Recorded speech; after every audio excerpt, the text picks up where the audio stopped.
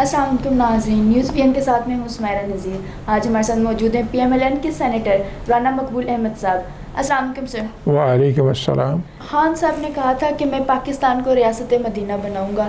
आज कराची में धमाके हो रहे हैं, लोग अपने बच्चों को खुद कत्ल कर रहे हैं कि वो इतने बेरोज़गार हैं, इतनी वो है कि वो अपने बच्चों को खिला नहीं पा रहे हैं। तो उनकी तो रियासत मदीना नहीं बना और मुझे नहीं लगता कि वो अपनी आइनी मुद्दत पूरी कर पाएँ, क्योंकि ये जो हालात हैं उसके बाद क्या ये अवाम जो 22 सड़कों पर निकली है या आइंदा जो आने वाली मुद्दत है उसमें नवाज शरीफ साहब को वज़ीर-ए-आज़म बनाएंगे? देखिए, बात सुने, ये जो रियासत मदीना वाली आपने, ये तो बड़ी मुक़द्दस मुतबर्रक बात थी। उस वक्त बहुत बड़े बड़े इंसान, बड़े बड़े लोग, बड़े दिमाग वाले, यानी नबी सल्लल्लाहु अलैहि वसल्लम और नबी सल्लल्लाहु अलैहि वसल्लम के साथी जो थे, उनके इल्म की वसअत का आप अंदाज़ा ही नहीं कर सकते। हालांकि हम समझते हैं कि वो शायद कुरून उला थी या कुरून वस्ता थी। अभी भी आप उनके इल्म के ख़जानों को छेड़ के देखें तो आपका अंदाज़ा होता है कि क्या रेजरवायर ऑफ नॉलेज और साइंस थे वो। और जिस तरह की उन्होंने गवर्नेंस दी और जिस तरह सारी स्टेट को वेलफेयर स्टेट बनाया कि ज़कात लेने के लिए बंदा नहीं मिलता था, और किस तरह गल्ला और चीज़ें तकसीम होती थी, खुलफा अपनी राय का किस तरह, खुलफा उनके गवर्नर भी, ये नहीं कहते उमर फ़ारूक रज़ी अल्लाह तआला अन्हु अकेले करते थे, उनके सारे गवर्नर, इतनी बड़ी स्टेट थी, उन सब की यही ड्यूटी थी और यही काम वो करते थे। अवाम और नास की वेलफेयर और इंसाफ वो नहीं इंश्योर हो सका ना। अब कहने को तो कह दें, वो तो कहने से क्या फ़र्क पड़ता है, बात तो अमल की होती है। जैसे वो कहते हैं ना, acts always speak louder than the words.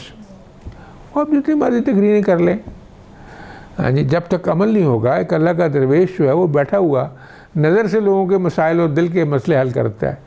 एक ख़तीब जो है वो कड़के मारता है लेकिन उसका असर नहीं होता है जी। इसलिए बात है अमल की। अमल कर रहे हैं तो ठीक है, फिर अगर रियासत मदीना तो नहीं बन सकती, लेकिन उसका चलो रेप्लिका बना लें, कुछ इमिटेशन उसकी कर लें, कुछ रोज़ी रोटी रिज़्क सबसे ज़रूरी चीज़ है। यानी उसने कहत पड़ा, हज़रत उमर फ़ारूक रज़ी अल्लाह तआला ने सज़ाएँ मुअत्तल कर दी कि मेरी राय को बड़ी तकलीफ़ हो रही है, मैं नहीं सज़ा दूँगा इनको। तो ये सारी चीज़ें कहने से नहीं होती, कहने को तो बंदा जो मर्ज़ी कहता रहे, अमली तौर पे कुछ होगा तब होगा। ये हुकूमत में बख्तर मचाने के लिए था? नहीं, वो एक माहौल इस किस्म का था वहाँ कायद पे के मज़ार पे जब वो गए हैं तो उन्होंने दुआ भी की और फिर जो एक बड़ा मिशन था उसके बारे में उसने नारेबाजी की।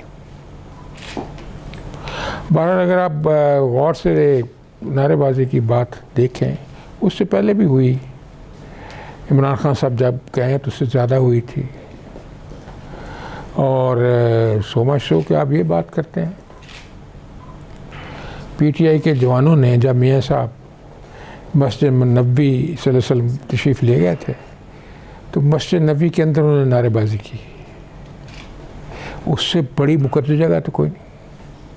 और फिर बैतुल्लाह में भी, खाना काबा में भी की।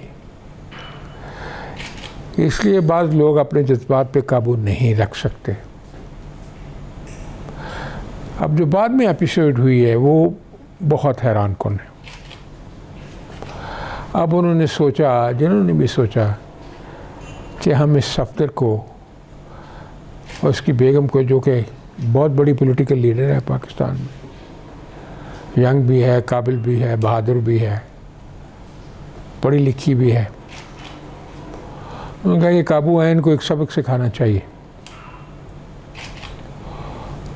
उन्होंने अब पर्चा दर्ज करवाने की सोची और जिस तरह उन्होंने पर्चा दर्ज करवाया आपके सामने आई है ये बात सारी। अगर थोड़ा सा भी उनको समझ और शऊर होता तो पर्चा दर्ज कराना, चाहे वो झूठा ही दर्ज करा रहे थे, वो ये करा रहे थे कि जी कत्ल की धमकियाँ दी गई हैं, क्योंकि कत्ल की धमकियाँ डाल के तो उन्होंने काबिल दस्तअंदाज़ी पुलिस उसको बनाया। वैसे तो सारे का सारा वो नाकाबिल दस्तअंदाज़ी पुलिस था। खैर उन्होंने अब उसके लिए तरीक़ेकार ये था कि अगर पर्चा दर्ज कराना था, आप कहें SHO किसी वजह पे पर्चा आपका दर्ज नहीं करता, आप दरख्वास्त लेके मैजिस्ट्रेट के पास चले जाएं। मैजिस्ट्रेट हुक्म नहीं देता तो आप जस्टिस ऑफ पीस जो है वो वहीं बैठा हुआ है, एडिशनल जैसे जस्टिस ऑफ पीस कहते हैं, उसके पास चले जाएँ, पर्चा दर्ज करा लें। अगर वो नहीं करता तो हाई कोर्ट क्या है, 1.5 किलोमीटर के फासले पे हाई कोर्ट चले जाए, 1.5 दिन 2 दिन की बात। अगर आप समझते हैं कि हाई कोर्ट भी आपकी बात नहीं मानता तो आप उसे कहते हैं डायरेक्ट कंप्लेंट, आप इस्तगासा कर दें अदालत में, वो FIR से भी ज़्यादा ख़तरनाक होता है। ये हरकत जो करना और फिर बड़ा इकट्ठे हो के जो स्टोरी सामने आई है, अब अक्ल होनी चाहिए। IG को अगवा करने की क्या ज़रूरत है? IG को अगवा करके आपने क्या मकसद हासिल किया? पर्चा दर्ज करवाया। पर्चा दर्ज कराने के तो ये तरीके जो मैंने आपको बताए, इसका मतलब ना उन्होंने किसी से एडवाइस लिए, ना कोई लॉ नोइंग आदमी था उनके पास, उन्होंने एक बलबा कर दिया बिला वजह। इतना बड़ा अमल हो गया कि IG को घर से उठा के कहीं वो बाहर ले गए किसी दफ्तर में, और वहाँ जाके IG पर्चा दर्ज करो। लोग भी को बातें करने वाली IG की है, क्या ज़रूरत है पर्चा दर्ज करने के लिए? यानी इतनी ज़्यादा उन्होंने नाइव और गैर पुख्ता तरीके से और जज्बाती और गैर ज़िम्मेवाराना तरीके से इस इशू को हैंडल किया। उसके आप रिएक्शन भी देख सकते हैं। सारी सिंध पुलिस ने पेन डाउन कर दिया, सीनियर ऑफिसर छुट्टी पे चले गए। अब अल्लाह ना करे ऐसे मामलात में बाज़ औक़ात सीरियस वाक़यात मज़ीद हो जाते हैं। वो तो मैं समझता हूँ कि पुलिस के सीनियर अफसरों ने बड़ी अपना पुख्ता ज़हन का सबूत किया। अगर वो थोड़े से जज्बाती हो जाते तो जवान का क्या, वो तो इतना ज़्यादा ज़िम्मेवार नहीं होता, वो रिएक्ट भी कर सकता था।